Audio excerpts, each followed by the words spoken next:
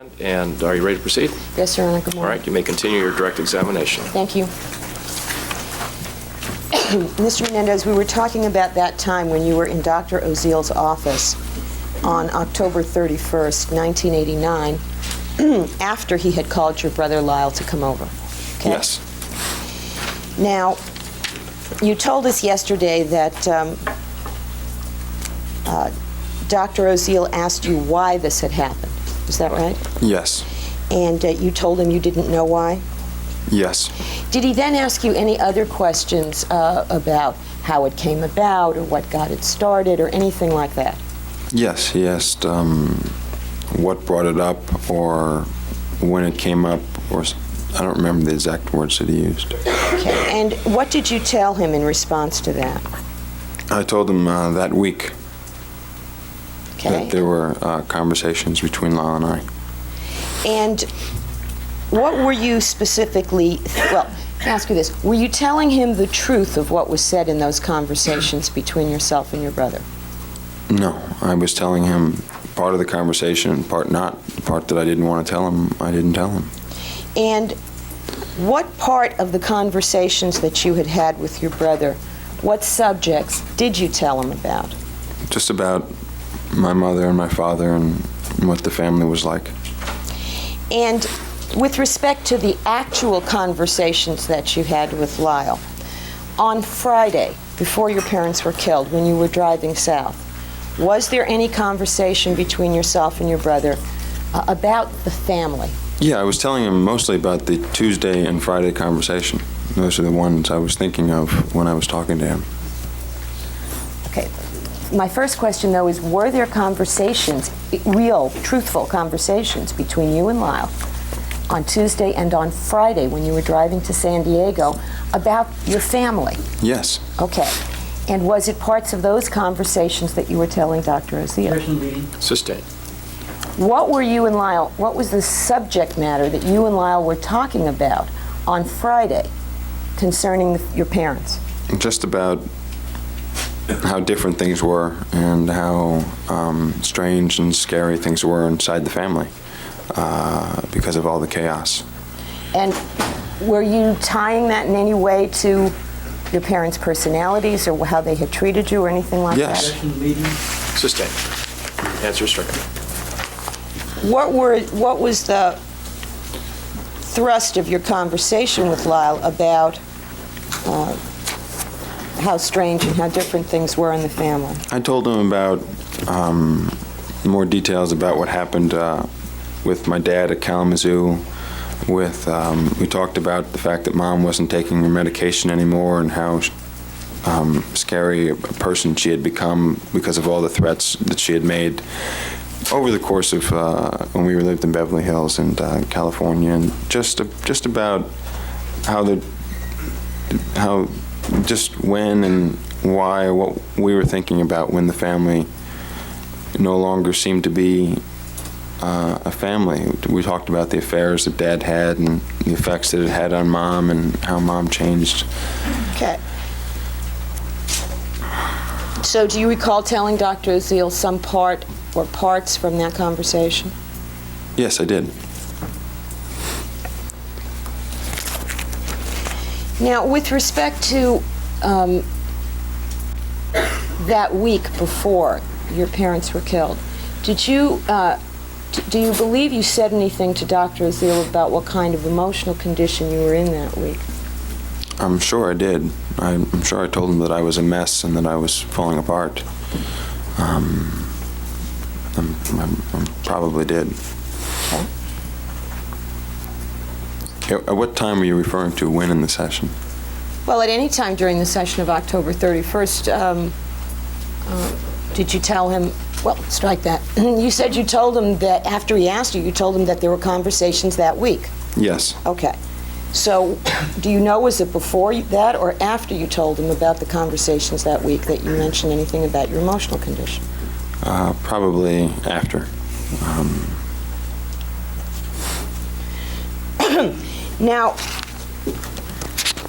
after you told Dr. Oziel something about these conversations you had had with your brother, did he start talking to you?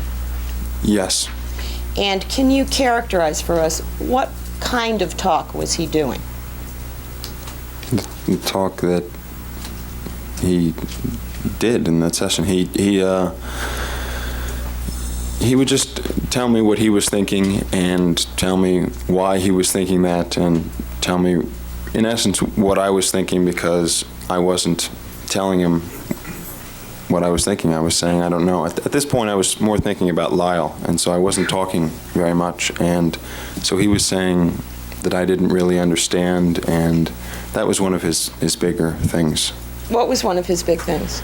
That I didn't understand, and that I didn't really know, and that it was too confusing, and it was too much, and I was in such a state that I didn't really understand why this happened or what. So he was telling me from what he knew about my parents, from what he knew what he thought was going on. Okay. When he says he told you what you were thinking when? While you're in his office or some other time? No, that last week. Was he right? No. Did you tell him he wasn't right? No, I really wasn't concerned about that at the moment. Well, did you intend to tell him what had really happened? No. I hadn't intended to tell him anything. I realized that I shouldn't have when I was there with him. All right. Now, do you recall your brother arriving? Yes. Now, you heard your brother testify to what the interaction was between himself and Dr. Oziel after he arrived. Did you not? Yes. Do you have a memory any different than your brother's on that point? No, it was basically that. And did you ever hear your brother threaten Dr. Oziel? No, he didn't threaten Dr. Oziel. He just was pretty nervous in the session. Lyle, he was angry and he was nervous and he just didn't want to be there. And did Dr. Oziel try to get Lyle to talk about the killing of your parents? Yes. And did Lyle do that? No, Lyle told him many times, I don't want to be here. I don't want to know what Erik said. I just want to talk to Erik. That's what he was saying. Now, how did you react to your brother being upset and angry? I was reacting to different things. I was reacting to Dr. Oziel saying, I think I'm being threatened, or you're acting menacing toward me, or something like that he was saying. And Lyle just saying, I can't believe that you went to Dr. Oziel and not me. And I just was feeling really guilty about doing that, and about the whole situation and how I really screwed up by even going to Dr. Oziel. And so I just ran out of the room crying. So you're upset? Yes. And when you ran out of the room crying, was that the last participation you had in any kind of conversations with Dr. Oziel that night? Yes.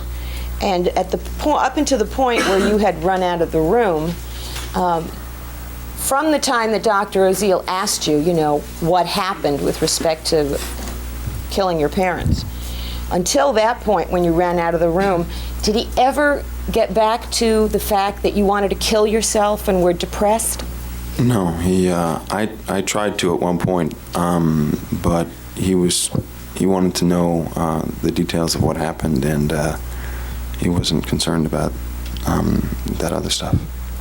And when you left the room, were you feeling better than when you had first? I was feeling really miserable. I was feeling like I had just made things a whole lot worse, and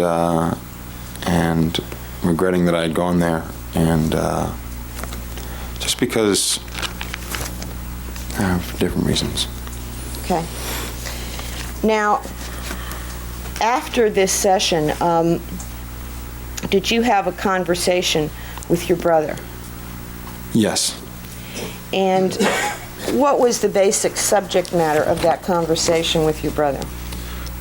What I had told Dr. Oziel and what we were going to do about going back to see Dr. Oziel, if we were or we weren't, if we were, what we were going to do.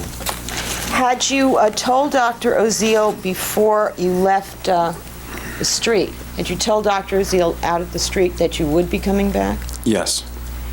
Do you remember whether or not you actually made an arrangement for a particular date to come back? I think we did. I thought that we had arranged to go back on the Thursday. It was the day that he had off or something like that, but I'm not sure if we had arranged the exact time.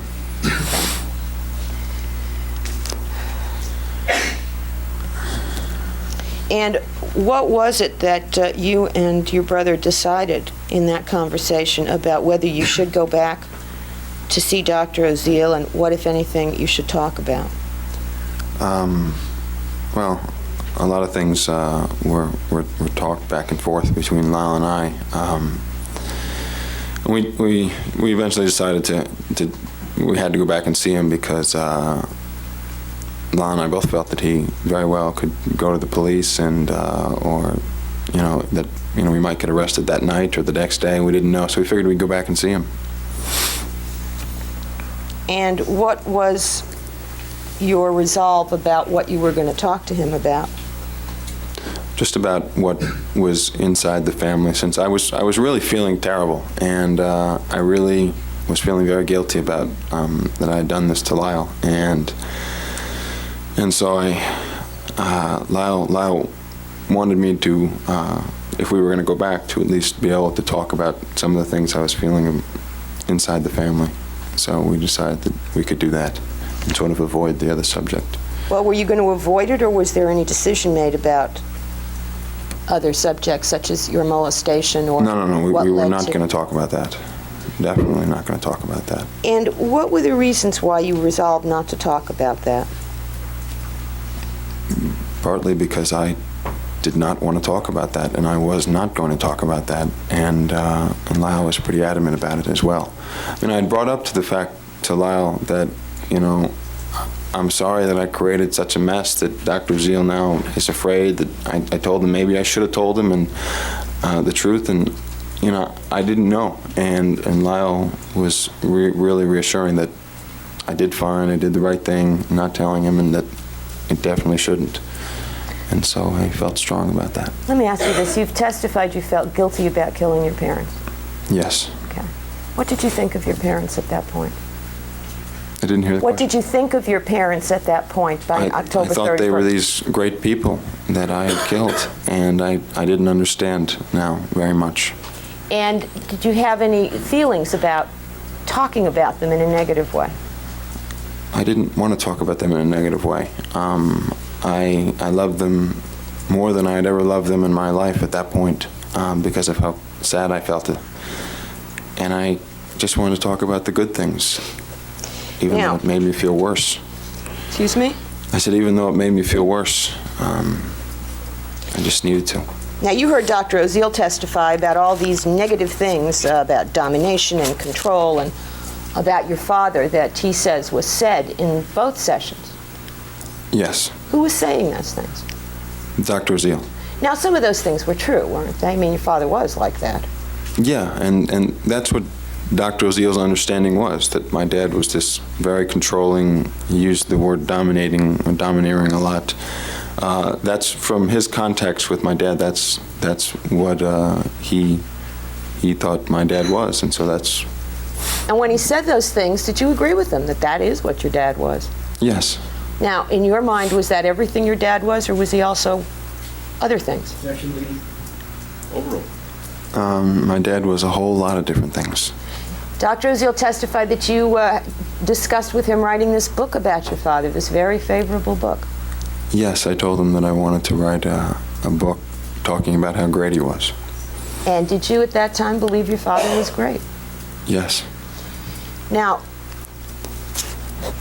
Dr. Oziel also talked about the fact that your mother was miserable and your mother was suicidal and your mother couldn't live without your father. Were these things that you believed?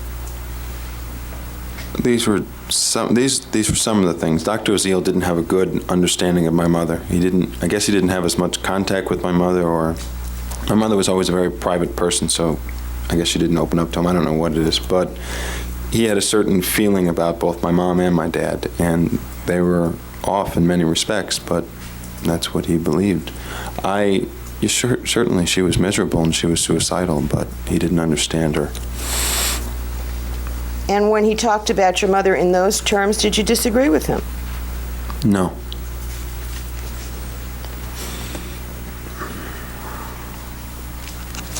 Now, can you tell us, Mr. Menendez, concerning the session of November 2nd, okay?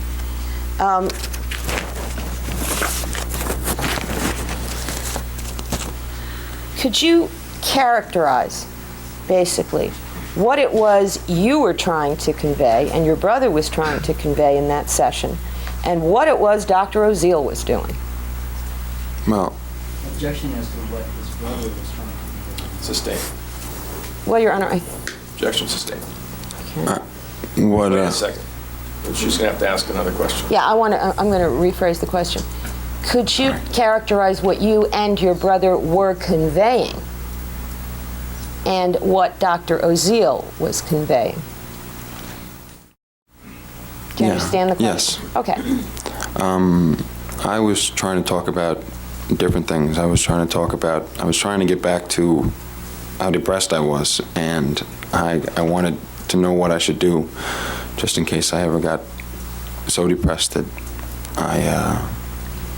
and Did he address that when you brought that up? Did he deal with it, Dr. Oziel? Did he pick no, up he on said it? he'd deal with it later, and he never got back to it. But we were talking about what Mom and Dad were like.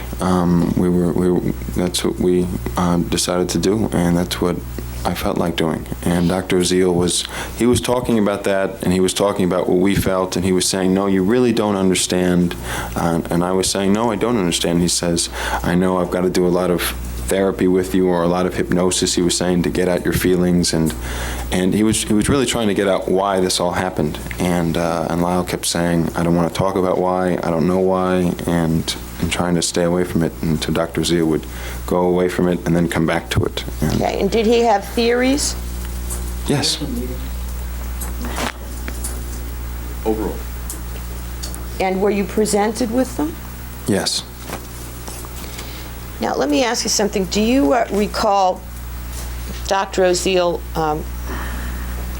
testifying that you and your brother both commented frequently throughout the session on how perfect the appearance of your family was to the outside world?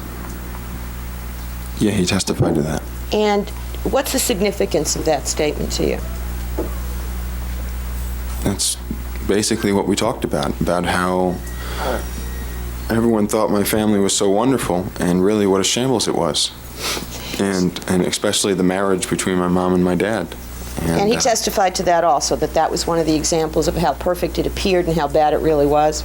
He didn't testify to that very much, but he did testify to that. Was that very much, this notion of how perfect the family was in appearance and how false that was that very much what the conversation was about? That was what almost all the conversation was about.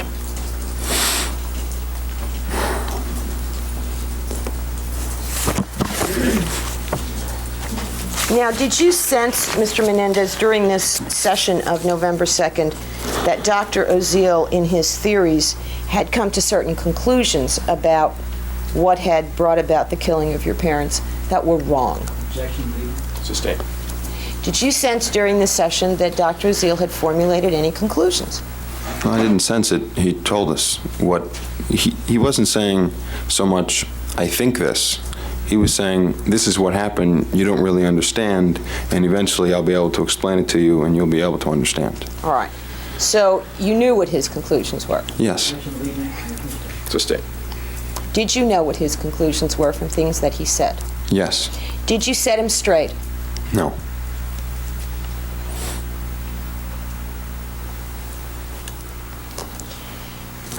Now, on either October 31st or November 2nd, did either you or your brother ever tell Dr. Oziel that you had formulated a plan to kill your parents? No.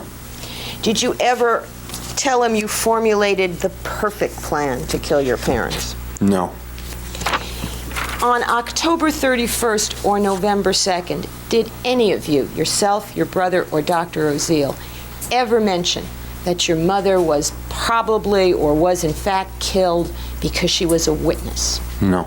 When was the first you ever learned that Dr. Oziel was prepared to say that? When I read his notes after I was arrested. And I didn't know he was prepared to say that then, though. I didn't know he was prepared to say that until I heard him testify. So even after you read the notes, you didn't believe he'd really say I read a lot of things. Sustained. All right, but the fact is, you didn't even know that Objection sustained to the form of the question. before I get out. Well, you start out in the way that you knew what the answer would be. Okay, Let's let's ask a different way. All right. You didn't hear that word witness used in the session? In the session, definitely not. Did you hear any talk about there was no way to kill your father unless you killed your mother? No. Mr. Menendez, in your family life, when you were living in Beverly Hills, was your family involved with another house? Did you have another house? We were building the Calabasas house. And who in your family was in charge of supervising the redoing and the remodeling of that house? My dad gave that project to my mom. So who was in charge of doing it? My mom. And did it take up much of her time? Took up a fair amount of her time. And who in your family, as between your mother and father, was in charge of paying all the bills and tracking the family finances? And My mom. And who was in charge of making sure that the house ran, that there were groceries, that there were, all the things? My mom. And who was in charge, in fact, of scheduling tennis tournaments and tennis matches and all that sports stuff for yourself and your brother? My mom. And were there times that when you and your brother would be alone at the house with your father? Yes. Was that rare or infrequent? Almost every weekend. And on the weekends, what would your mother be doing during the day? She'd either go over to the Calabasas house to check out things, or she'd run errands, or do whatever. And as between your parents, which one of them on the weekends tended to get up earlier? My mom. She got up early most of the time, and sometimes was out of the house by 8. And what was your father's custom and habit with respect to the time he would get up on weekends? He got up late. Usually what time? 10, 11 o'clock. Every once in a while he slept till 12.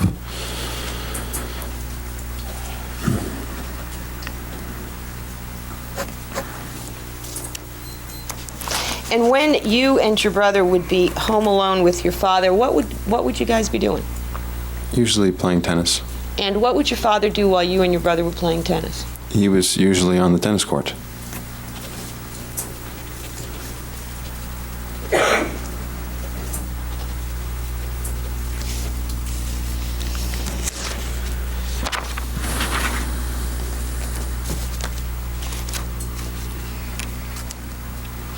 Now, can you,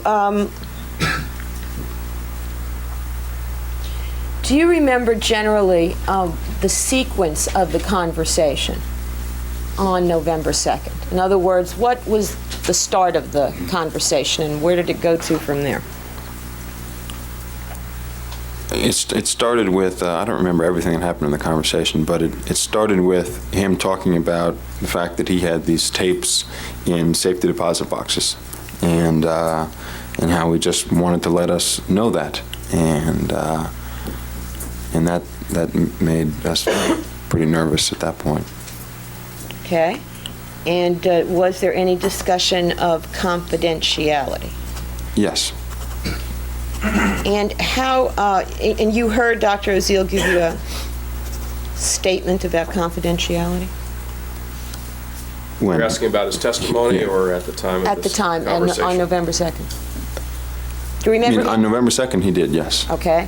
And what was your sense, based on what he was saying and what had occurred between October 31st and now at November 2nd, about confidentiality?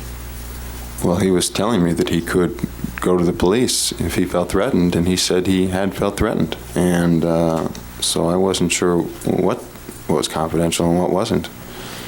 Now, Mr. Menendez, did you hear Dr. Oziel testify that in the preceding year, you heard we took him through his appointment records? Yes. Okay. And did you hear him testify that he had obtained from you waivers of confidentiality? Yes, he did. And that the purpose, he testified, the purpose of that was so he could report back to your parents? Yes.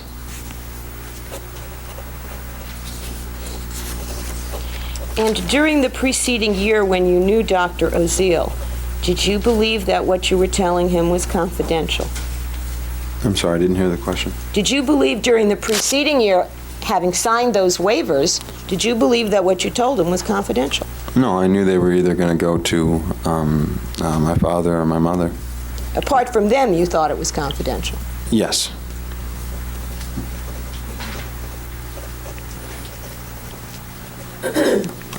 Now, do you recall this statement that Dr. Oziel made about your Jeep in the November 2nd session? Do you recall at the session what he said about it? Yes, somewhat. Not completely, but somewhat. You heard your brother testify that Dr. Oziel said he was worried looking down, thought you guys in your Jeep were plotting and planning stuff? Yeah, I don't think he said he was looking down, but what I remember about it was that Dr. Oziel said something like, I pictured you guys sitting and talking in the Jeep or something like that. Okay. And how did you react to that? I said, boy, I wonder if this guy really is scared. I found it difficult to believe that he was so scared because I'm the one that went to him in the first place. And I'm the one that went to him talking about the fact that I wanted to kill myself. I certainly didn't want to harm him in any way. And so I was still having trouble believing that he was so scared, but the way he was talking about this Jeep thing and the fact that he had tapes and safety deposit boxes, I was thinking maybe he was. Okay. And did that notion of yours that maybe he was, did that have any influence over how you talked to him or what you talked about? Yes. And what influence did it have? It made me want to calm him down. It made me want to agree with him and let him know that, everything was fine. Okay. Now, you said that most of the conversation had to do with discussions about your family and what your parents were like. Is that correct? Yes. Do you remember what the last topics were that were discussed? I remember some of them, yes. Okay. And can you tell us what those topics were? Some of them were about the financial state that our family was in. And how did that come up? That came up, I remember briefly it came up in the middle of the conversation. I know it came up on the 31st. Okay, tell me first then, how did it come up on the 31st? When I was telling him about how depressed I was telling him that I was going to get all this money, and I was telling him that I just felt guilty about getting a lot of the money, and I didn't know what to do with it, and I felt like I had just killed my parents, and now I was getting all of their money, and I felt sort of guilty about that. I mean, I wanted to live, and I wanted to be able to live, but I felt guilty about getting all these things that they had worked for. Okay. And how did it come up again on November 2nd? It came up again when he brought it up, and he talked about the fact that we were going to get, I think it was $14 million, my Aunt Martha told me, or 15, something like that. It came up. Let me stop you for a second. When your Aunt Martha was this is in that conversation that you've previously told us about with your Aunt Martha and your brother and yourself? Yes. And that's the conversation where you testified you're basically arguing with her that you're not going to get any money, that you've been disinherited? It wasn't an argument, but that's how the conversation went. Well, you're disputing what she thinks she knows. Sustain. Were you disagreeing with your Aunt Martha? Yes. And that number, $15 million, did you know whether that was a gross number or a net number? Did you know the difference between gross and net? I didn't really know the difference at that time. So that was the numbers that stayed in your head? Yes. In fact, did you learn later that the estate wasn't worth anything like that? Yes. Objection sustained. The answer is true. What did you learn later about the estate? Just that it was worth, I think it was worth half that. And that was was that before things were actually liquidated or sold, or after? Yes, that was just what they thought it was going to be if they could sell things at this price, and that price was before the recession and so on. Okay. So you were telling us how the financial issue was raised during the November 2nd session, Yes, okay? And who raised it? Dr. Oziel. And what did he say? I don't quite remember what he said in the middle of the session, but at the end of the session, he was talking about the fact that we were going to get this money, and that we should use it wisely, and that he had a lot of great ideas and a lot of good investment tips and a lot of good investment plans that just needed money, and that it could make a lot of money. And he showed us. I remember he showed us his business cards that he had on his desk, and was He talking. had more than one business card? Yes. Do you remember why?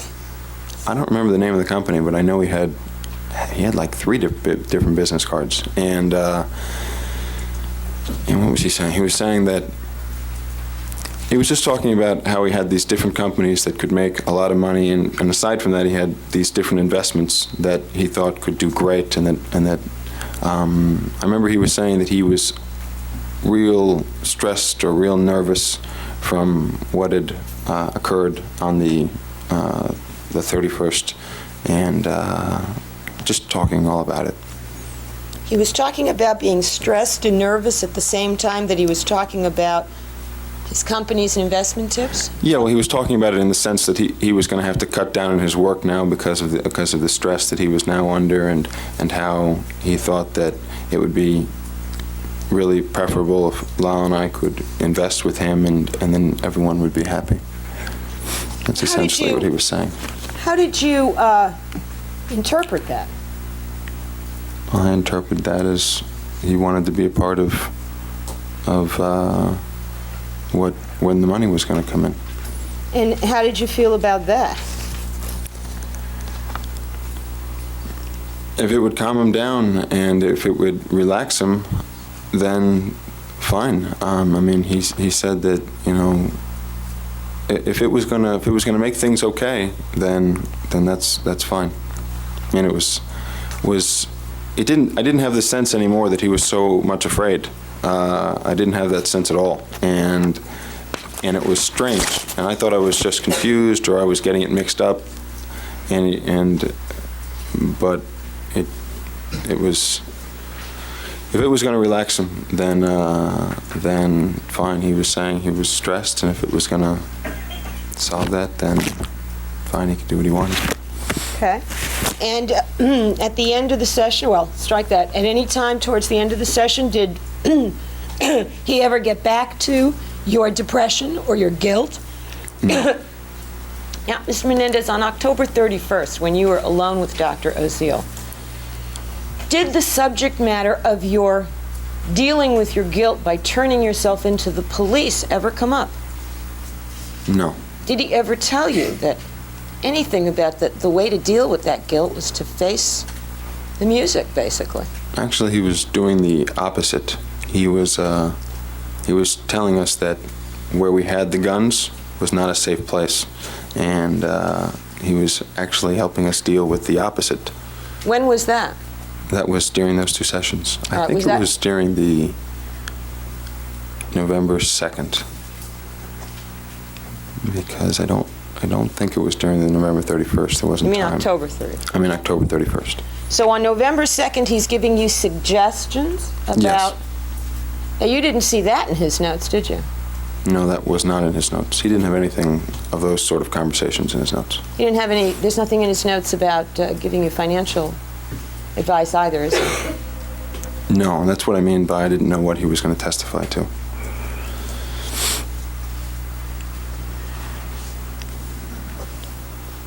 So I take it did not come up on the November 2nd either that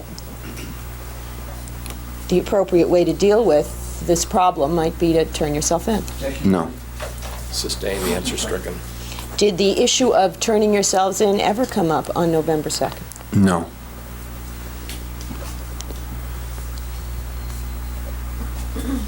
And after the November 2nd session, Mr. Menendez, was your depression abated? Were you feeling less guilty? Were you less suicidal? No, not at all. You weren't any better? No.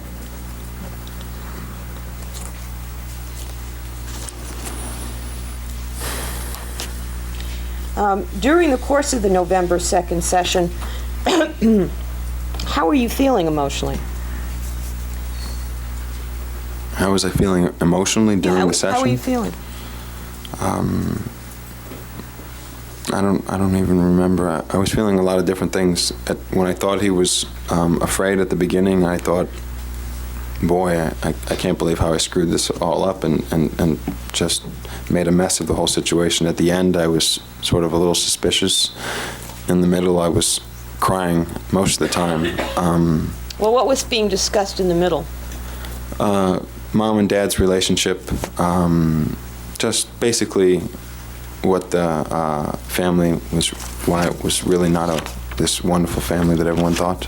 Okay, let me go back with you now to October 31st of that session, to some of the details that you gave him.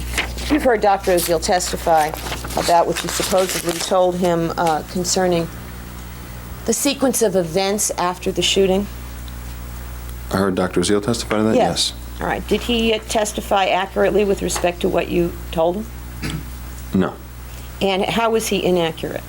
He left out some things. He got it all jumbled up and mixed up. Okay. What specifically did he leave out? He left out that we went to the theater. The movie theater? Yeah, he didn't say we went to the theater anytime that night, and I'm sure he left out. I don't really remember. I haven't seen the notes. Okay, but he didn't testify here in court that you told him that you went to the movies at some point after. No. Can you approach the show? Yes. Okay, I guess. we'll find out. Right. All right, Mr. Menendez, I was talking to you, I was asking you about the conversation that you had with Dr. Oziel before your brother arrived on October 31st, wherein you were giving him some details about the night of your parents' death. Okay? You focused on where we are? Yes. All right. Did you ever tell Dr. Oziel, in describing how the shooting occurred, that you surprised your parents? I doubt it. I don't know. You doubt it? I may have. Well, why would you have said that? I said we ran in on him, so I don't. But the question is, do you believe you used the word surprise? No, it's not the kind of word I would use in that situation, so I don't think I did. Okay. Did you know after your parents were killed who you had shot?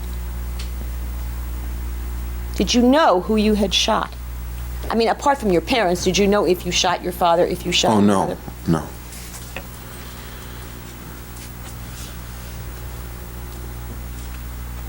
And did you ever tell Dr. Oziel any specifics about who shot whom? No. Did you mention to him, however, the fact that there was a reloading? Yes. Did you tell him that both guns were reloaded, or did you not tell him that? No, I didn't tell him that. Were both guns reloaded? No.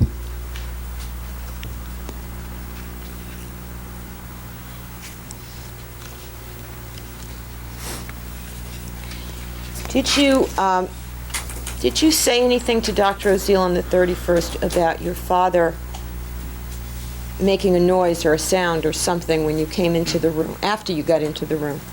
Yes. And what did you tell him that your father said or did? I told him my father said no.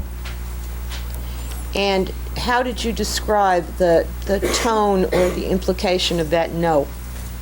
It was a very rough, demanding tone.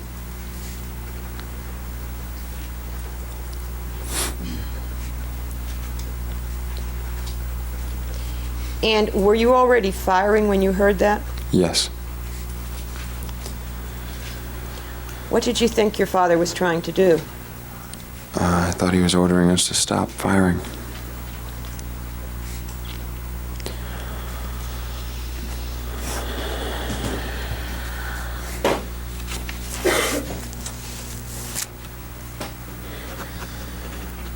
Now, Now, did Dr. Oziel at any time after you talked to him about the details, I'll strike that. Did Dr. Oziel during the November 2nd session bring those details up again? No. Did he ever ask you to verify that things that he had put in his notes were accurate? No, he would not have done that. He would not have done that on November 2nd? No. Why? Objection calls for speculation. Overall. Why did you say that? Because then I'd know what he put in his notes, and I'd know that they weren't accurate, so he wouldn't have shown them to me. Okay. But my point is, he told you that he had... First of all, when you were telling Dr. Oziel on October 31st the details of the crime, what was your demeanor? I was crying. And he wasn't taking notes. No. And you weren't taking notes. No. And there wasn't any tape recorder going, trying to get it down, was there? No. And on November 2nd, he didn't go over with you to see if he had heard you correctly, did he? No.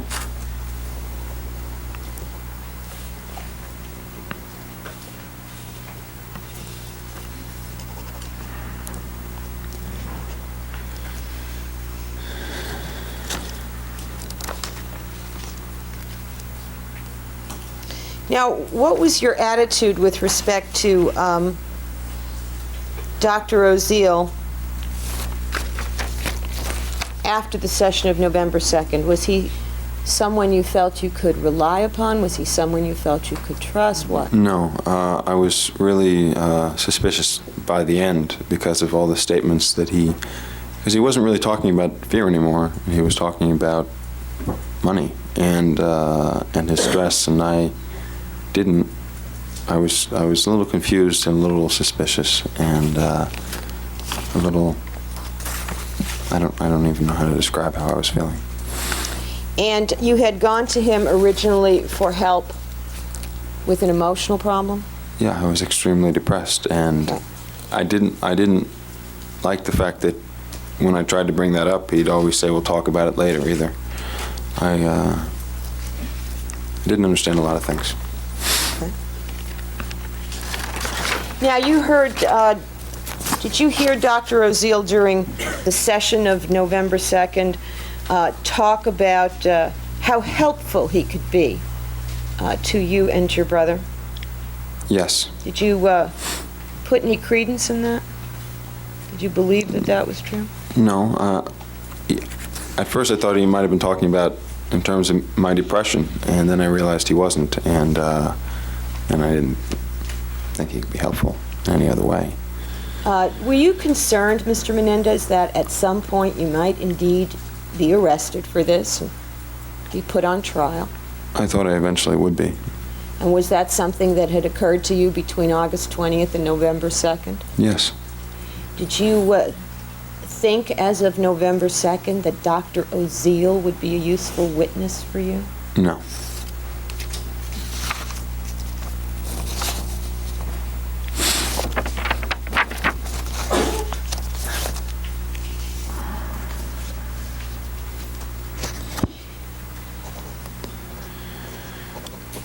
Is there some reason why you could tell Dr. Oziel that you had killed your parents, but couldn't tell him the things that your father had done to you all those years? Yes. And why do you think that was?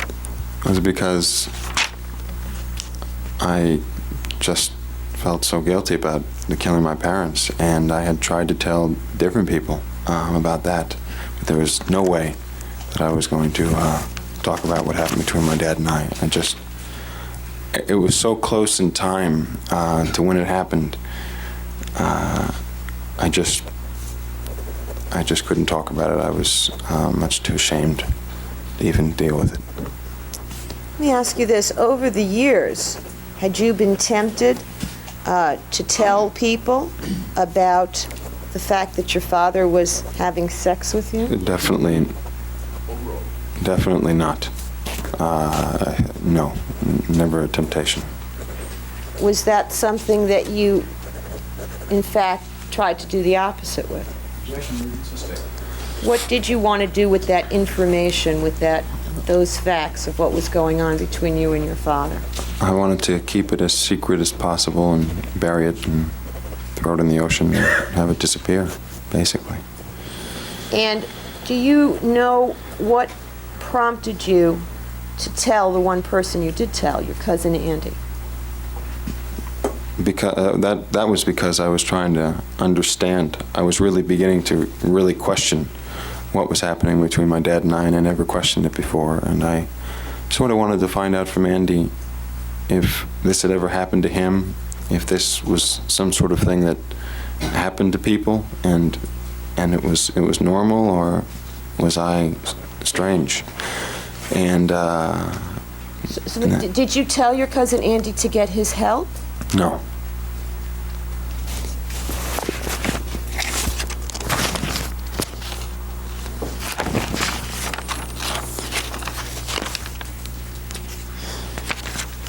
Your Honor, I think that might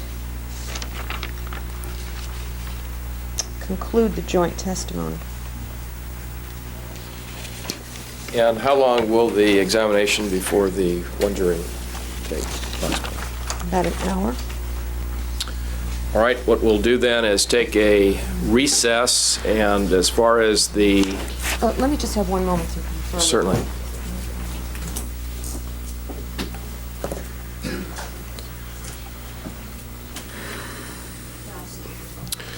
And what we'll do is have the blue jury return at 5 minutes to 11, give us about a 15-minute break, a little longer than that, and the gold jury come back at 1:30. And as to both juries, don't discuss this matter among yourselves or with anyone else. Don't form any final opinions about it. Blue jury back in court. You may proceed with your examination. Thank you, Your Honor. Mr. Menendez, I want to turn your attention back to September of 1989. At that time, you received some insurance money, is that correct? Yes. What did you do with the money? It went to my Aunt Martha. Did you give it to her for herself, or was she supposed to do something No, she with was it? going to hold it and keep it or invest it for me in some way. She's a stockbroker. And were you to have access to any of that money? Yes. And what was the relationship, if you wanted to get something or buy something or do something, how would you go about doing it? She gave me a checkbook and a credit card, and I would be allowed to, I guess, buy my daily necessities from that, or small things. If anything large I was going to do that I guess I couldn't do through that, I would call her on the phone and she would send the money. Had you ever managed money before? No. Had you maintained a checkbook? No. Had you had a credit card? No. Did you feel competent to do those things? To manage it? To manage the kind of money you got from the insurance? You mean in terms of receipts or things like that? I mean, did you feel competent to handle that money yourself, to invest it on your own? No.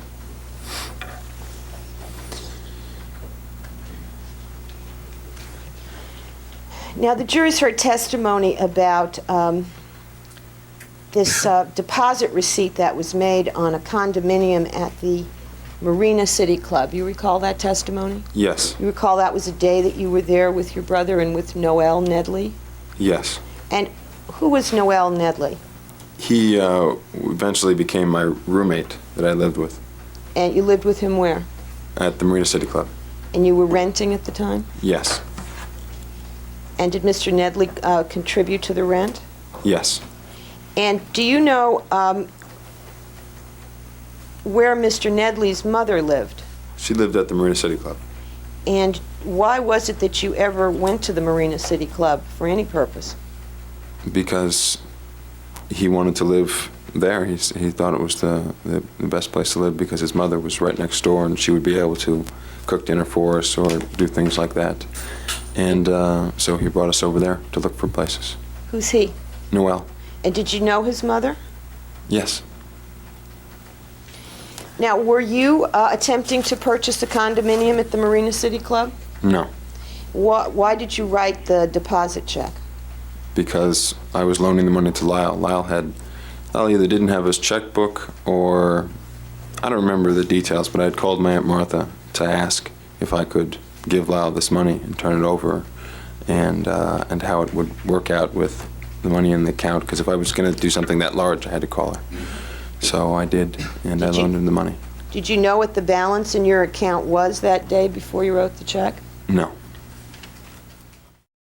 Tell us, Mr. Menendez, your recollection of how the purchase of the Rolex watches occurred. It occurred when I was getting a jacket to wear to the funeral. Okay, were you getting a jacket in the jewelry store? No, we were waiting for it to get, I guess it was a little bit too big in the sleeves, or maybe around the waist, I'm not quite sure. I didn't have a jacket to wear, so we were waiting. Where was the jacket purchased? At Bullock's. And it needed to be altered? Yes. And was it going to be altered right then, or was it going to be altered a few days later? No, right then. So you were waiting for the alteration. We were waiting, and as we were waiting, we went into different stores. So did you go into stores other than the jewelry store? Yes, we went into many different stores. And was there any discussion before the jewelry store about buying anything? No. And do you recall whose idea it was to go to the jewelry store? I don't know if it was anyone's idea. It was just one of the stores that we went into. We had a while to wait, so we went into the jewelry store. Now, was this at the Century City Mall? Yes. And is the jewelry store on the same side of the mall as Bullock's? I have no idea. You don't remember?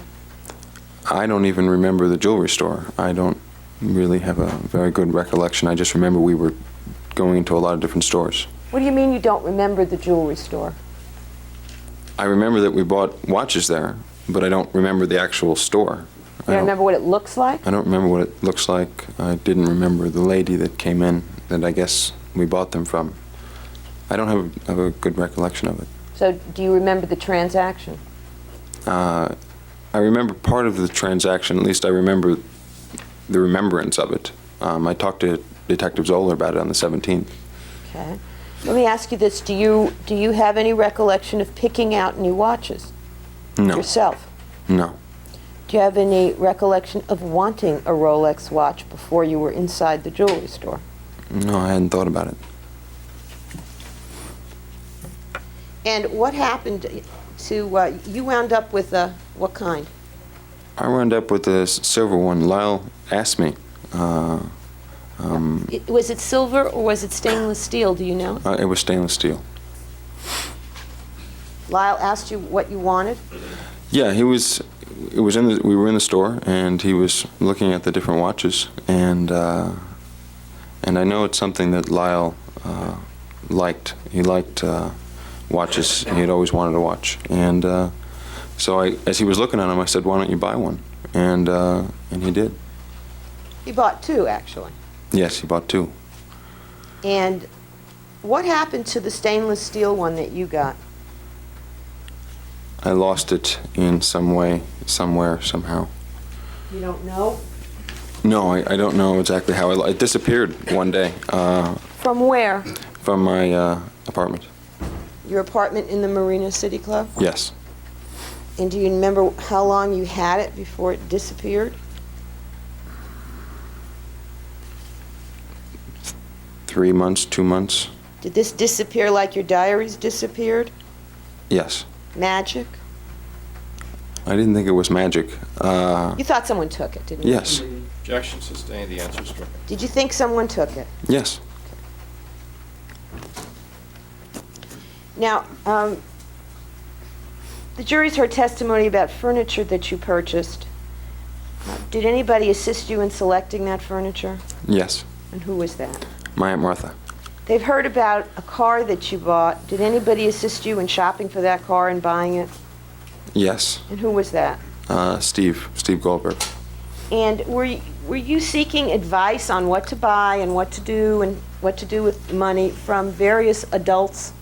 Well, with the... Objection sustained, the answer is stricken. Were you seeking advice from adults? Yes. Advice with regard to what? Advice with regard to what to do with all this money. Whether it should just sit in a bank. I didn't know really I never really handled money like that before, so I didn't know what to do with it. What about advice concerning purchases? Were you seeking that kind of advice from anyone? Objection, lady. Overrule. Not about the Jeep, but about what to do with the money. Steve suggested that I purchase real estate. But what about And the Martha Jeep? wanted me to invest it in stocks. Why did you have a lawyer with you to buy a Jeep, Mr. Menendez? Because I had never bought a car. I didn't know how to really go buy a car. I wasn't a good negotiator. I didn't. Steve was a friend of mine, so he came over to really do it for me. He was the lawyer for the probate estate, wasn't he? Yes.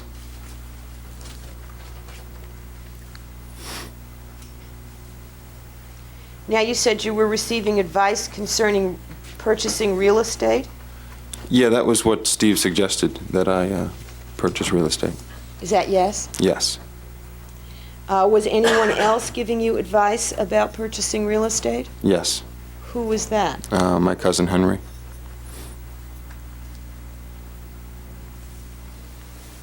Did you ever purchase real estate? No.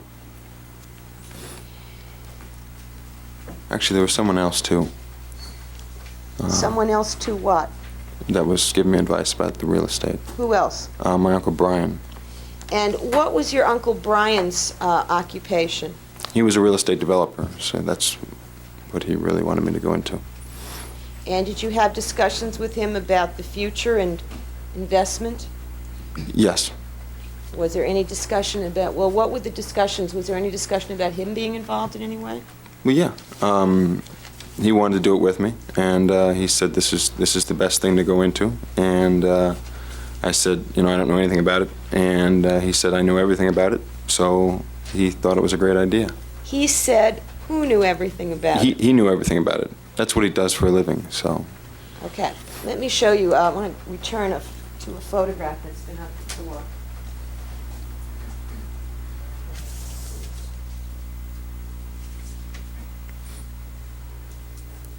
You marked this photograph, which is of the bed in your bedroom, correct? This is 258. Yes.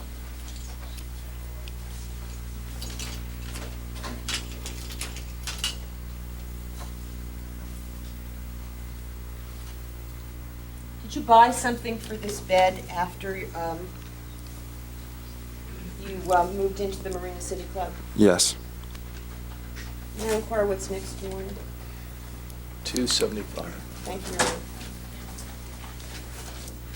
Let me show you this document, this receipt. This is W.B. Shed Bed Designs.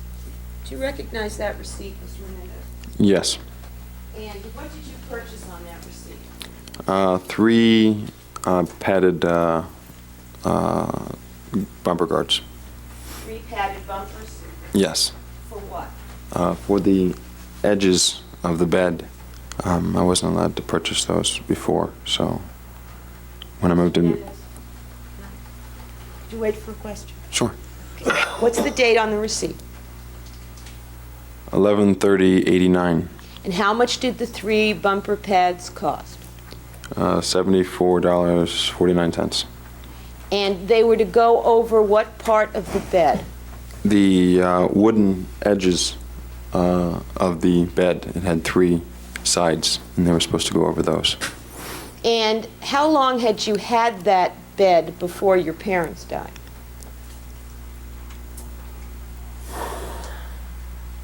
Almost 3 years.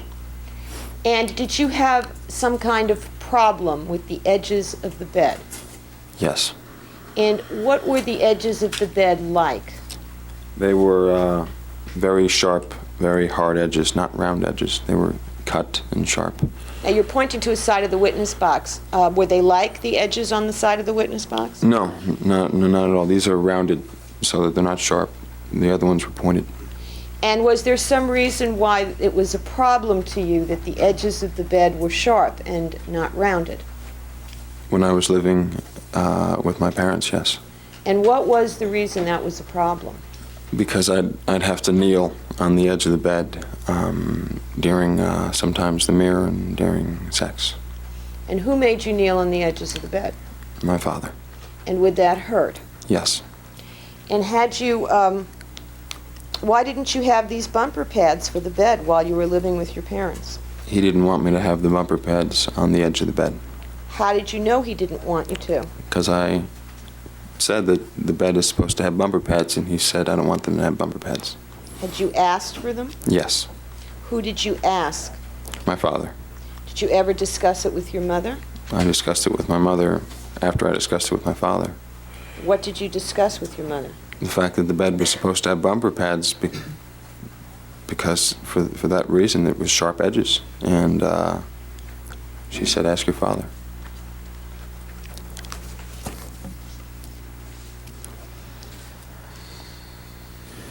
Now, the jury's also heard testimony that you had a contract with Mr. Heffernan to play tennis, for him to coach you rather full-time. Yes, And when did you decide to play tennis full-time and to train and to hire a coach? in late October, I believe. Now, were you scheduled, you've testified you were supposed to go to college that fall. Yes, I was. And why didn't you just go to college? I didn't think I'd be able to. I tried to go to Princeton to be with Lyle, and once I found out I was going to have to be in a different college, and even college altogether, I didn't think I'd be able to do it right away. I was having a lot of trouble concentrating. I was in a lot of bad states, and I figured I would try to wait a year. Did you think you could get through college on your own? No, Who would be missing? my parents. And what was your expectation about your parents when you went to college? That they were going to help me and pretty much do a lot of the work. Had they always done that? Yes, Did you think you could get through college without them? some colleges I wasn't sure if I'd be able to get to UCLA though. Now, you said that it was a major problem. I mean, it was the sort of triggering event when your father told you you'd have to come home Objection, Lee. some Sustained. nights. This has already been testified to, Your Honor. Well, just ask a different way. Do you recall your testimony that your father told you that you'd have to come home to and stay home Yes, while you were in college? You know, you've just testified you expected them to help you with your work. Objection, that misstates the evidence. Regarding staying home, yes, Yes. objection sustained. When your father said you'd have to be home at night, what did you understand that to mean? I understand. Misstates the evidence. Why don't you rephrase the question? You recall the conversation that you had with your father just before he left on his business trip? Yes. What did he tell you about coming home from UCLA? He said that I was going to have to be home to study and work, and that I was going to have to sleep there several nights a week. And had that been your expectation before, that you'd have to sleep there? No, definitely not. Was it? Did you have expectations, though, about going up and back from the school to your home? Yes. Had you, in fact, had your parents purchased something for you to allow you to go up and back? A moped. And did you get that when? I got that at graduation. So, did you expect to spend time at home, even though you were attending UCLA? Yeah, I figured that college was the type of atmosphere where you had a lot of days off, time in between classes, and so I thought I would be having lunch or doing the laundry at home and things like that. Did you have any expectation, though, of having to sleep at home?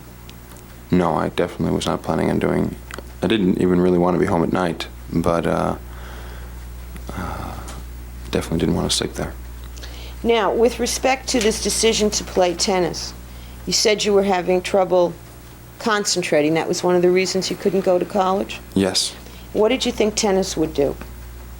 I thought tennis was something I always did to relax, to get my mind off things, and although I had trouble sometimes, it was sort of soothing for me, and it was the only thing I really knew how to do well, and so I just decided that Mark was a good friend of mine and to try out tennis.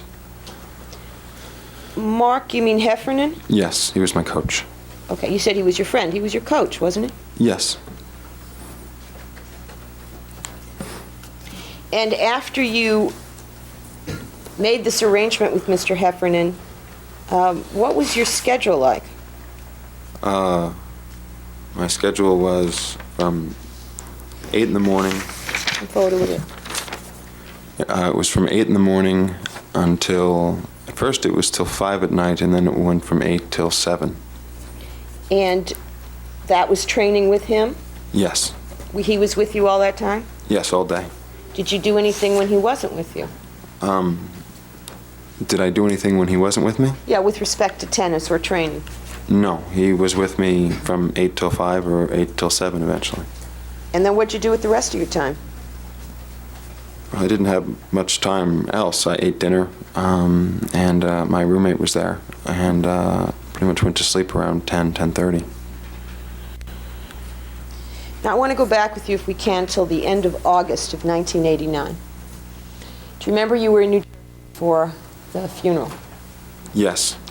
And were you planning to go back to Los Angeles in any event after the funeral, or were you planning on staying in New Jersey for some period of time? I really had no plans. I didn't think one day to the next, really. I didn't know what was going to happen when. I mean, I knew I had one thing to do in New Jersey, which was about the computer, but... It's one thing to do in New Jersey. I mean, in California. But, I didn't have plans for things. I want to go back before that you knew about this computer thing, Mr. Menendez. When you left California to go to New Jersey, what was your purpose in going to New Jersey? For the funeral. And what was your plan at that time about coming back? I had no plans. So you didn't know when you'd be back to California? I didn't have any need to go back to California. I didn't have any need to stay in New Jersey. I didn't have plans. So you didn't have any idea when you'd be coming back to California, is that right? Yes. Now, when you were in New Jersey, did something come up that led you to come back to California? Yes. And what was it? Carlos Menendez telling me about the computer. Had you had a discussion with another member of your family before you talked to Carlos Menendez about the computer? I'm not sure. I'm not really sure how it all got started. I know I was talking to Eileen and Carlos Menendez at the same time, but... Before you left California, did you know anything at all about anything of significance having to do with the computer? No, I knew nothing. So what's the first thing that you heard when you were in New Jersey about the computer? Carlos Menendez telling me he wanted to get into the computer. And did he tell you why? Yes, there were some files on the computer that he wanted to look into. And that was the first information you had about it? Objection leading. Sustained. Was that the first information you had about it? Yes, that was Say the... yes to time also. Overall. That was the first information. It was at the reception. And do you know what day that was? It was either the day or the day after when all the family got together in New Jersey. It was either the day or the day after the funeral. I don't remember. Do you remember what day the funeral was on? No. Now, after Carlos Menendez told you he wanted to get into the computer, did you hear anything more about the computer from any other members of your family? There was a lot of talk about the computer. I know my uncle Carlos Baralt knew about the computer, but Carlos wanted to get into it through me, and I said fine. I didn't have any plans to do anything either way. So I told him that that's fine, and I went to talk to Eileen. What was it that he wanted to get into on the computer? There were 3 files, Menendez, Will, and I think the last one was List. I don't remember now. And what was his purpose? What did he tell you was his reason? He wanted to find out if there was a will on the computer. Carlos Menendez? Yes. Well, what did Carlos Baralt have to say about that, if anything? Did you talk to him about it? Yeah, there was a lot of talk about it, and he said, because Carlos Menendez was bringing it up, and Carlos Baralt said, it doesn't matter, it's something in the order of, it doesn't matter if there's a will on the computer because somebody has to sign it, something like that. Okay. Carlos Baralt wasn't that interested. He didn't want to fly all the way back to California to find out what was in it, and Objection, Your Honor, may this be limited to state of mind. Here's the Yes, it's not being received for the truth of what it was said, only to reflect the state of mind of the witness here. Now, how did Eileen get involved in this? I went to Eileen and asked her if she could help me out. I wasn't sure whether Carlos Menendez was going to do it with his. He didn't talk about him having a computer guy go and look into the computer. He just said he wanted to look into the computer. So you And approached Eileen? Yeah, because Eileen worked with IBM, which was the name of the computer, and so I figured she would know either how to get into the computer or knew somebody that might be able to get into the computer. Now, did you have any interest in looking in his computer? Yes, And what was your interest in looking at the computer? I thought there might be some writings of my mother's in the computer that I wanted to see. Who used this computer in your family? It was my mom's computer. And why did you think there might be some writings of your mother's in it? Because,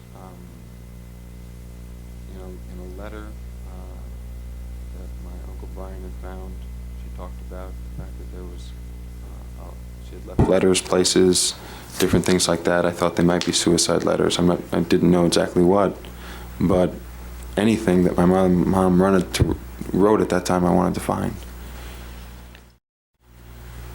Your Uncle Brian had found a letter, a handwritten letter from your mother? Yes, And there was some reference in that letter to some other letters?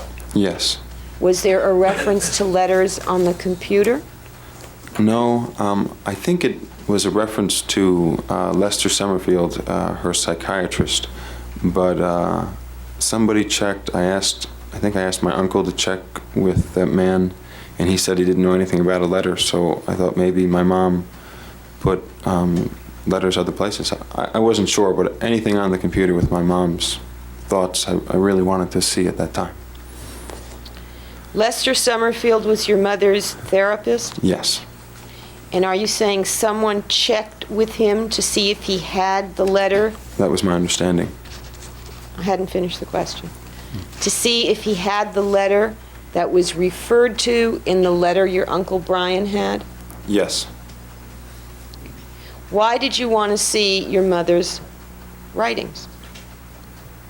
because I missed my mom a great deal, and I just wanted to see more who she was, because I realized that last week that I didn't know who she was, and I got angry with her at one point, and I just was feeling really bad, and I wanted to find anything from my mom. And did you tell that to your cousin Eileen? Yes, That's why you wanted to look? yes. Did you have any interest in whether or not there was a will on the computer? My uncle Brault said that, Carlos said that there was no will on the computer. My question was, did you have any Objection interest? sustained. The answer is stricken. Thank you, Your Honor. Did you have any interest in whether there was or not at that point? No.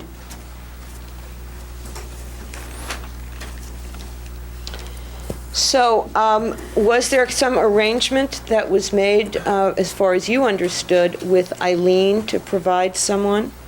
Yes, And then was there some change that you became aware of in the arrangements? yes.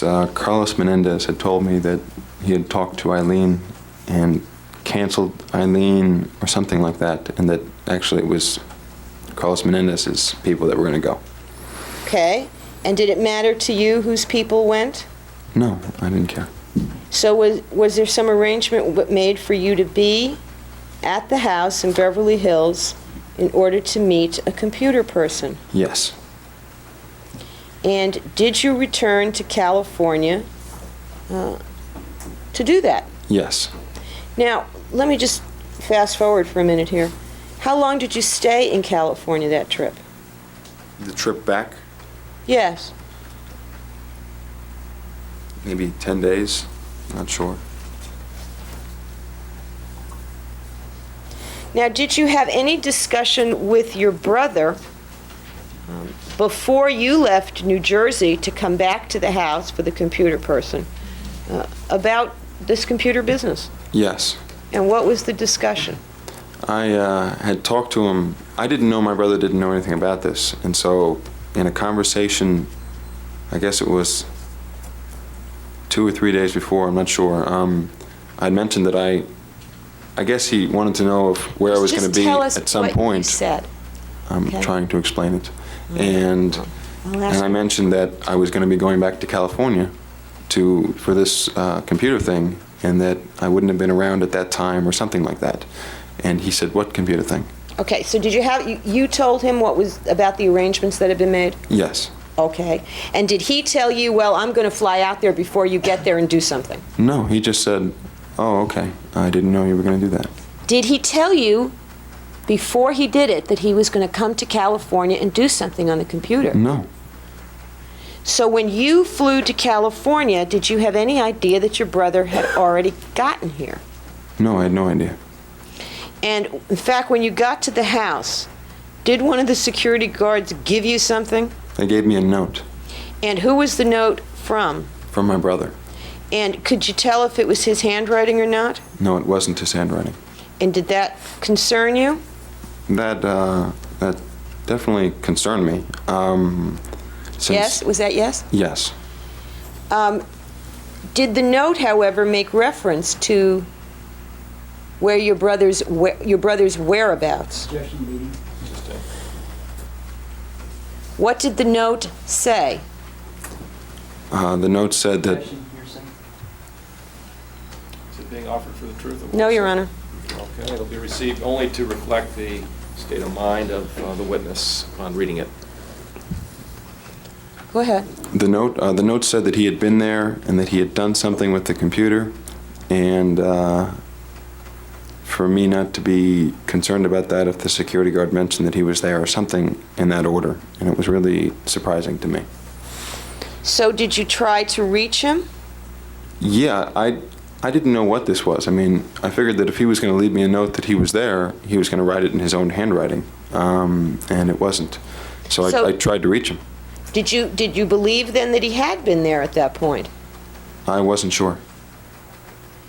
Now, when you came back to California from New Jersey for this purpose, did someone pick you up at the airport? Yes. Who picked you up at the airport? Objection, date, yes, the time. Overall. Casey Whalen. And where did Casey Whalen take you? He took me to the house. And was Casey Whalen there when the computer person was working on the machine? Yes. Was Craig Signorelli also there? No, Craig wasn't there. You heard Craig Signorelli testify that he was there. Yes. Is that true? No, he was lying.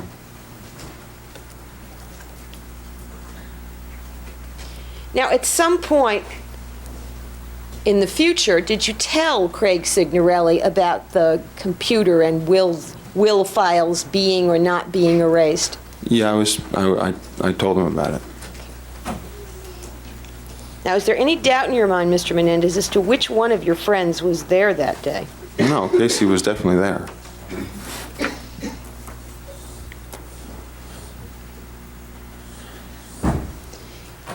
Now, when was it that you learned that the something that was done to the computer, if ever, involved erasure?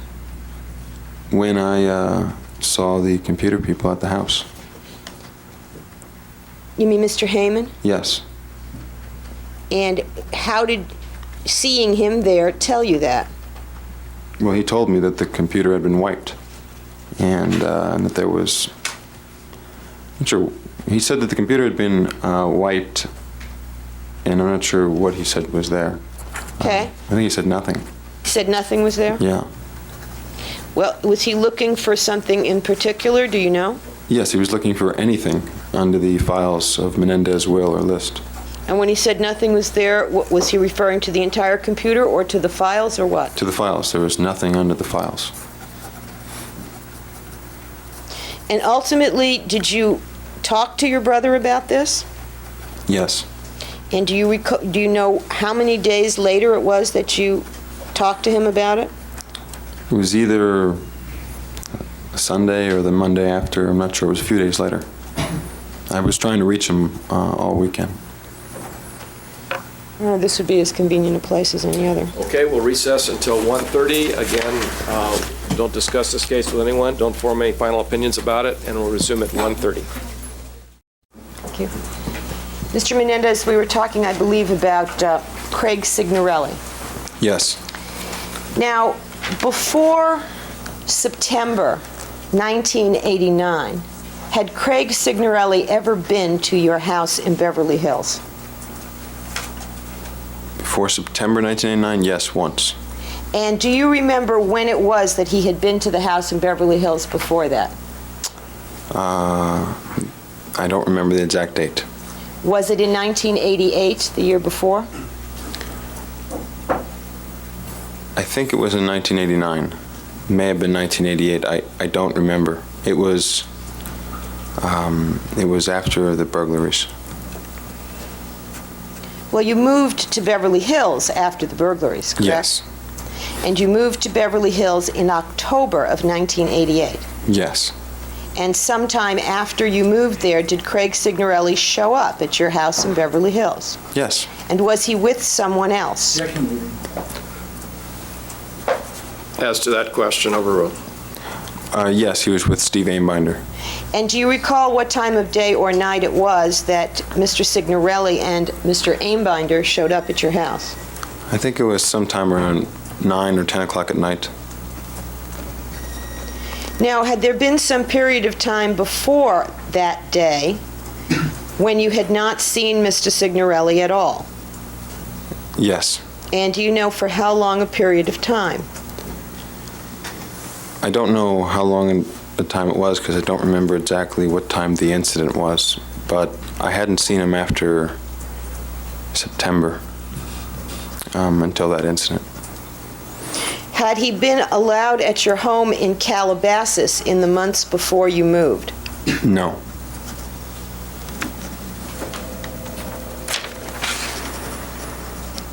Now, with respect to the time he came to your house at night in Beverly Hills, what occurred?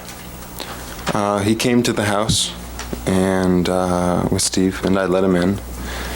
And the foyer was dark. The house was dark because it was late, I guess. I'm not sure why it was so dark. But anyway, I left in my dad's car, and Steve, Craig, and I went out. Well, you left in your dad's car, and where were Steve and Craig? I think Craig was sitting next to me, and Steve was in the seat right behind. They were in the car with you? Yes. And you were planning to go out somewhere?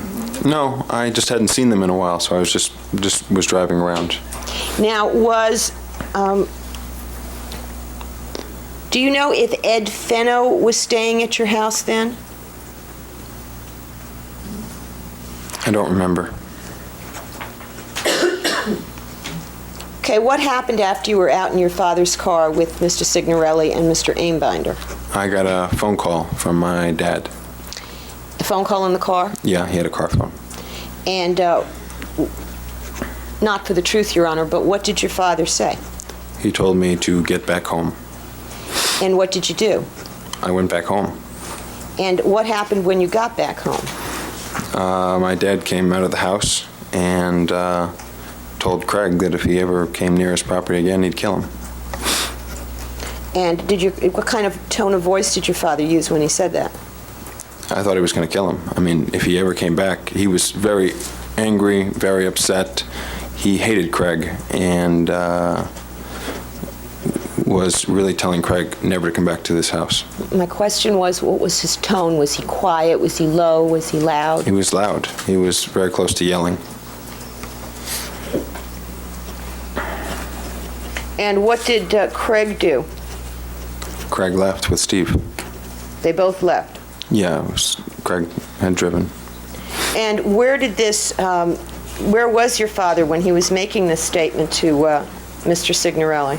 He was right near the fence in the Beverly Hills house. He was right near the Sallyport fence area. Craig was going back to his car on the street. You mean the carport? Yes. Sallyport is something you go through in jail, isn't it? Yeah, I guess so. So he was outside? Yes. And where was Mr. Signorelli? He was outside as well. And were there other people outside besides yourself? Mr. Signorelli, Mr. Einbinder, and your father? Yes. Who else? Lyle was there. My mother was there. If Ed was there, then Ed was there. If he was staying in the house at that time. I don't remember. No, I think that was it. Did Lyle have a friend named Tracy? Yeah, Was he she did have a there Tracy. That's that right, night? Tracy was there. Whoever was at the house at that time came out of the house when my dad came out. Okay.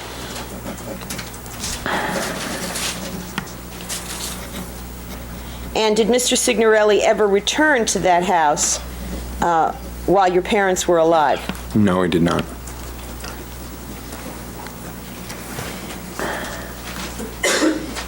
Now, I think you've testified that you first saw Craig after your parents died, after you came back from New Jersey. Is that correct? Yes. And you said it was about a week after? It was about a week after I got back from New Jersey. Got back in order to attend to the will Yes. in the computer issue? Yes. Now, had you talked to him before you saw him? Yes. And do you know, you talked to him on the phone? Yes. Do you know if you told him about what had happened with the computer and the erasures and all that stuff before you saw him or only when you saw him in person? Objection called for this. Overall. I think only when I saw him in person. Before then, we were just on and off trying to get a hold of each other. Well, had you talked to him? Yes. Okay, so you did get a hold of him? Mm-hmm. Is that Yes. So how long did you talk to him before you saw him? On the phone. You said you did talk to him on the phone before you saw him. Yeah, not very long. I would talk to him for a few minutes, and I said I was busy this day or that day. I don't really remember the conversations that well. Okay. Do you remember what day of the week it was when you actually saw him? No. I'm not sure. Maybe a Thursday or a Friday. I'm not really sure. It was about a week after I got back. And where did you see him? At my house. And how did you get there? He drove. How did you get there? I was already there. Now, were you staying at Casey Whalen's house when you got back from New Jersey? Yes. And did you stay there for some period of time? Yes. And during the day, when you were staying at Casey Whalen's house, what would you do? I would usually go over to the Beverly Hills house. And why would you do that? I'm not really sure. I don't really remember. Did you sleep at the Beverly Hills house? No. Were there security guards there during the day? Yes. At some point, Mr. Menendez, did your grandmother move out from New Jersey and take up residence in the house in Beverly Hills? Yes. And when she did that, did you live there with her for a while? I stayed at the house a lot more with her there because I didn't want her to stay alone. So at some nights I slept there. Had she come back yet, though, from New Jersey at this point in time? I don't believe so. Now, when Mr. Signorelli came by the Beverly Hills house, what did you do with him? I talked to him. And what did you talk about? I talked about what happened with my parents. And how did you do that? I told him what had happened that night about me going to the movies and going to the Taste of LA and why I came back and what happened and what I saw when I got back. And when you were telling him this, what you saw when you got back, what room of the house were you in? I was in the den. And when you were telling him what you saw, were you showing him anything? I was showing him where my parents had died, and I was telling him what the room had looked like and how horrible of a scene it was. And did you tell him anything else in the course of that explanation of what it looked like? I told him that it looked like my mother was shot after she had died, and I told him it looked like... I told him what the room looked like, and then I told him what the police thought had happened. And why did you tell him what the police thought had happened? Because I knew that the police were wrong in what they were thinking happened, and I told him what I thought happened. And what did you tell him you thought happened? I told him that I didn't think that they were shot from the back doors. I thought that whoever shot them was somebody that they knew and came in through the front. Let me ask you something. Who was saying that they were shot from the back doors? My understanding was that the police had said that to the papers, because that's what the papers were saying. Did you read that in the paper? Yes. And you thought that the police had said that to the reporter? Yes. And the back doors what back doors was the paper referring to, if you know? They said they were shot from the back, and the den had doors from behind it. It had doors in 3 different areas, from the back, from the side, and from the front. You've seen photographs here in this trial of the French doors, the ones that had glass and blinds, wooden blinds on them? Yes. And were those doors behind the couch? Yes. And are those the doors that you thought the media was saying were used to enter? Yes. Now, you said you knew your parents weren't shot from the back. Yes. And so what did you tell Mr. Signorelli? I told him that I thought they came from the foyer. And They being whom? the people that my parents knew. I didn't specify who as of Okay. yet. Do you mean the people who shot them? Yes. Okay. So you were telling him you thought the people who shot your parents came through the doors from the foyer. Yes. And that, in fact, is where the people who shot your parents came from. Yes. And what else did you tell him? I told him that I thought it was someone that they knew, and I told him that it could have even been me. And, Now, okay. and then I Did you tell told him anything else? And then I told him that it was me. Now, Mr. Menendez, do you know why you told this to Mr. Signorelli? Yes. Why? Because I was trying to tell, I was hoping for an okay response. I was hoping for him to say that, no, you couldn't have done it, or no, you're too good of a person to do it, or something like that. Why?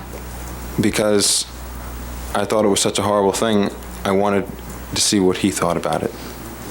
Did you want to see what he thought about it or what he thought about you? What he thought about me. What did you think about you at that time? I didn't like myself very much. Now, after you told him it could have been you, it was you, did you tell him something else? Yes. What'd you tell him? I told him that it wasn't me. So you told him every possible version of whether it was or wasn't you? Yeah, depending on the reaction I got from him, and when he said that he didn't believe it was me, I said, you're right, it wasn't me. Now, you heard Mr. Signorelli testify here to certain facts that he claims you told him in the course of telling him that it might have been you or that it was you. Yes. Was he truthful in testifying to those facts? No.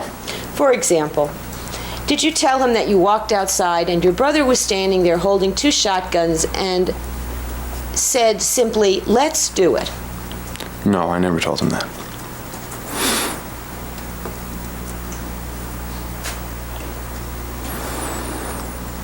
Did you tell him you walked into the den and with no prior discussion at all, your brother says to you, "Shoot Mom," and you shot Mom? No. Now, did you have one discussion with Mr. Signorelli about what you had seen that night and the shooting of your parents, or did you have more than one? I had one. And did he stay over your house the night that you had this discussion? No.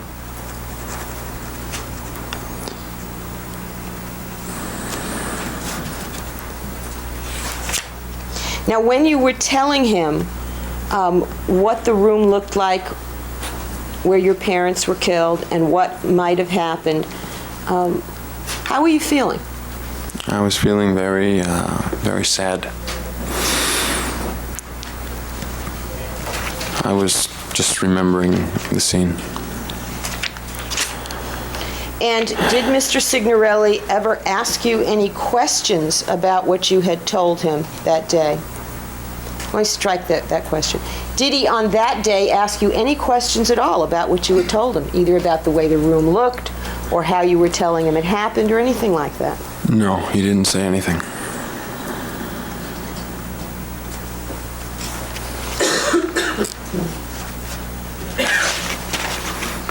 Now, did you, at that time, tell him about Lyle coming back and doing something to the computer? Yeah, I told him all about the computer incident. Okay. And did you indicate to him how you felt about what Lyle had done? Yes. And what did you tell him about how you felt about what Lyle had done? Objection, hearsay. It's not being offered for the truth, Your Honor. What is it being offered for? State of mind. It'll be received for that purpose only. Thank you, Your Honor.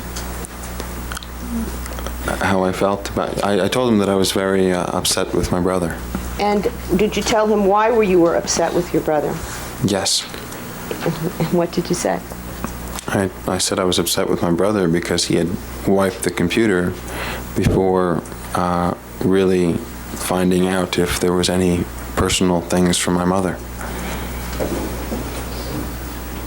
Now, did you describe to Mr. Signorelli what some potential will that might have been in the computer might have contained? No. Did you have any reason whatsoever to believe that there was a will in the computer? No, at that point, I definitely didn't think there was.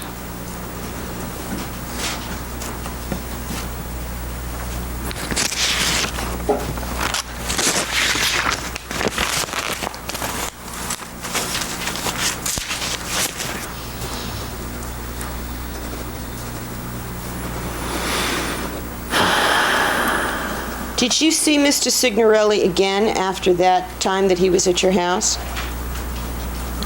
I think so. Did he ever stay at your house after your parents died? No, he never slept over at my house. Now, Mr. Menendez, do you have an independent recollection of your own as to what day it was that you came back from New Jersey to Los Angeles? Yes. Yes? Yes. Okay, what day was it? It was the day that the computer people came to the house. Okay. Do you have an independent recollection of the date? No. Now, you have made reference to the burglaries. I want to read to you part of the stipulation that Mr. Kuriyama and I agreed to concerning that, okay? Okay. If I might, Your Honor. Regarding the Calabasas thefts, that between July 1st, 1988 and July 10th, 1988, Erik Menendez and a friend were at the home of another friend, John List Jr., whose parents were away on vacation. While searching for keys to a van, Erik and his friend found a piece of paper bearing a combination to the List family safe. Do you have that in mind, that stipulation? I know of the stipulation. Okay. Who was the friend that was with you at the List house? Craig Signorelli. And what was the reason, as far as you understood it, why your father hated Craig Signorelli? Because Craig was involved with that with me. I have nothing further, Your Honor. All right, let me see counsel at sidebar.